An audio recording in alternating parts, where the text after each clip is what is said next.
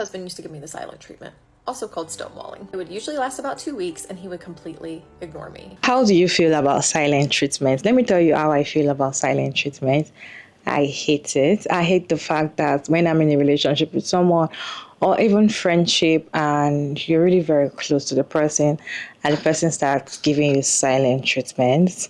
Because why I hate it is because a lot of things are going to be running through your head. Oh my God, what did I do? How did this happen? Why are they acting this way? Is it my fault? You start thinking, start doing mathematics, start doing so many things that doesn't even matter. At the end of the day, you realize that it is not even your fault. It is just these people that are toxic. I know that it's not only men that give silent treatment, even women just give you silent treatment for no reason. What is your take? Because I saw a video of this woman. Her husband usually give her silent treatment to the point that she got used to it, right? At first, she was always bothered, and now she got used to it, and she started enjoying those silent treatments, period. In the sense that when he's giving silent treatment, he doesn't sleep in the same bed with her. He goes sleep in the living room. And that is when she has sound sleep because it's not. And if they go for vacation, she tends to enjoy the holiday by herself. And also that is a period she doesn't even cook because he doesn't speak to her. Or even when she tries to speak to him, he just act like there's nobody there. It gave her silent treatment to the point that she's done with the relationship and she wanted a divorce. He signed the divorce papers without him knowing that he has signed the divorce paper. What is your take on silent treatment? How do you feel about silent treatment? Does it affect you like it does to me, or it doesn't affect you? Let me know that in the comment section why I wrote this video for you all to watch to the end, and I'll share my thoughts at the end of the video. His husband used to give me the silent treatment, also called stonewalling. It would usually last about 2 weeks and he would completely ignore me. Like, I would ask him a direct question and it was like I wasn't even there. And at first when this would happen, I would get so upset. So many tears. I would wonder what I had done to deserve this. Like, oh my God, I'm such a terrible wife. But the longer our marriage went on and the more frequently he would do this, the less upset I was getting. I started to accept it, like, oh God, here we go again. And I would kind of walk on eggshells a little bit. But I never could figure out what the trigger was. So I was constantly replaying what had just happened, trying to figure out what had caused it. But then you know what happened? And I realized that over the course of our marriage and all the countless times that he ignored me, all he was doing was teaching me how to live without him. He was teaching me how to rely on myself. He would quite literally ignore me on vacation. The first time it happened was in Italy. The second we landed in Rome, complete shutdown. Nothing happened. We hadn't been in an argument.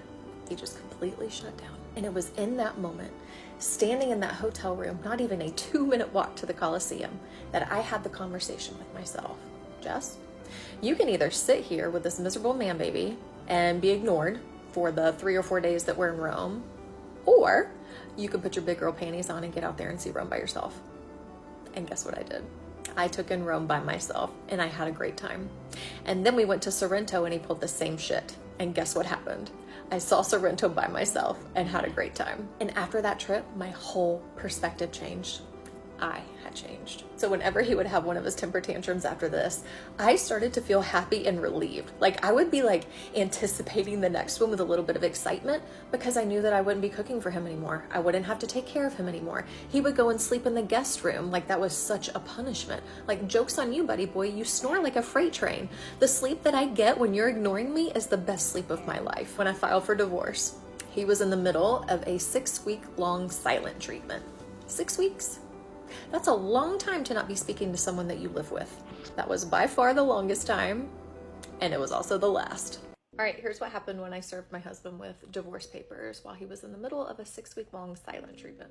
When I told him that I had filed the paperwork and that I was in fact divorcing him, he was definitely surprised and shocked. He didn't see it coming. However, he was not as surprised and shocked as I thought. I thought there would be a really big blowout. That's when I realized he doesn't believe me. He doesn't think I'm being serious. So for context, and because y'all asked, I did try to leave him 2 times prior to actually leaving him. The first time we had been married for about 2 years. And he cried and sobbed and begged and pleaded and promised that he would get help and put on this big production. Being newly married, I didn't have any reason not to believe him, and I had never been in this position before. I had never experienced anyone like him before, so I stayed. The second time was about 3 years later. Again, put on the big production, the tears, the begging, all of it, and I left anyway. So we were living in the UK at the time. I moved back to my hometown. About a month after that, he, begged really nicely to go to this marriage retreat with him. Not so we would get back together, but so he would finally get the help that he knew that he needed after that time apart from me. He just knew. I thought, dumb here, thought, you know what? This has been hard for me too. I could probably use the help, right? So I went to the marriage retreat. We ended up getting back together. To be fair, I thought, hey, we just got help. He was really active at the retreat, and I thought good things were to come from it. Yeah, that didn't happen. As soon as we got to his next assignment, he's military, we were in Hawaii, and of course, there were 1,000 bullshit reasons why he couldn't continue counseling. So at this point, we are now 7 years into a marriage, and I am 1,000% sure he is never going to change, things will never get better, and I am ready to leave him. I knew that I could walk away knowing that I had done everything in my power to make it work. I walked away with 0 regrets. So thank goodness we were in Hawaii, because Hawaii, the divorce process for an uncontested divorce is stupid quick and easy. This whole process was a month.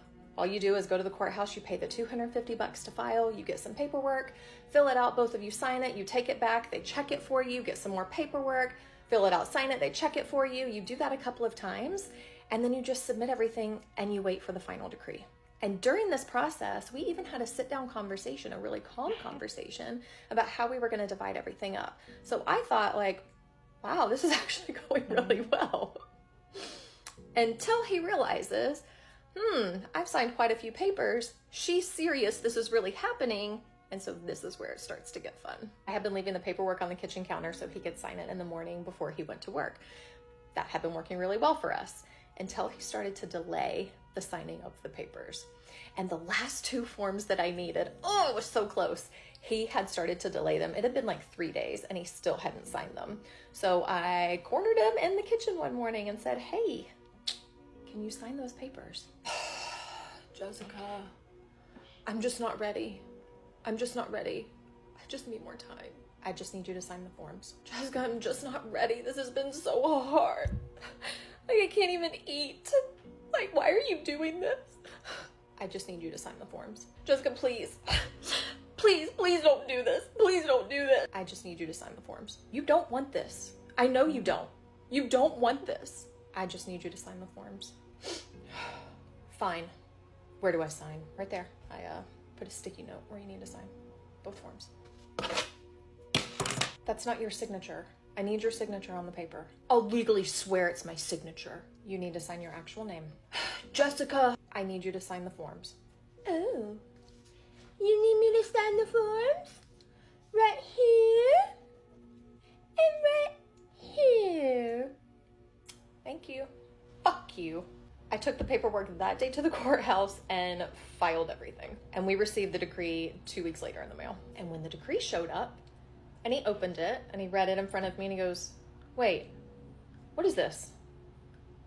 Are we divorced? And I said, yeah, we're divorced. That was quick. And he said, I didn't know we were completely done.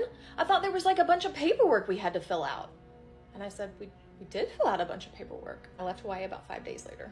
But he wouldn't be completely done with me, not just yet anyway, because once I got back to the mainland and we had to separate finances, he tried to completely screw me over, and it backfired in the most beautiful way. Partner stonewalls you. For me, is a way of emotional abuse, especially when it just happen all of a sudden. And most of the time, it always happen all of a sudden. And they always do it probably when something exciting is going on or something exciting just happened. And they'll just, start ignoring you for no reason. Not because you've done something wrong. You've not done anything wrong. They just want to ruin your day. Some of the time they do it maybe during your birthday or something very great is happening around you, and they see that, you're excited about something. The next thing, they just start ignoring you or stonewalling or put up a mood that doesn't make sense, or more to ruin the entire process, right? And the thing is, when this something like this happen all the time in a relationship, women get used to it, especially when it's coming from a man. A woman get used to it, and it now feels like a relief for her. In fact, it gets to a stage that she will start anticipating on that period. Like, I can't wait for him to give me mood swings so that I can do so thing. In fact, some men actually do it intentional just because they want to go, maybe they want to go out or do something and they don't want you to call them or something. So they put up a mood or put up a fight with you so that they can travel or go somewhere that you don't need to ask them where they are, what they are doing. So they cannot do it intentionally just to get away from you and, do things they want to do without being questioned. So most of the time, it is intentional. Because they do this intentional, they know this is going to hurt you. They don't care. And they are always surprised when you're about to move on. And the thing is, when it comes to divorce and all of that, most of the time when a woman wants to divorce, it is not something that she just decide in a day. It's something that she must have been shouting and screaming and talking about. So the final time that she made up her mind, that is the time that these men don't even believe something like that's going to happen. Just imagine, he didn't even know that he had signed divorce papers before now until he signed the final papers. He didn't even know he was signing serious paper. He was just thinking maybe she's just doing it to, make him change or something. Imagine living in the same house with somebody and you're ignoring them for 6 weeks.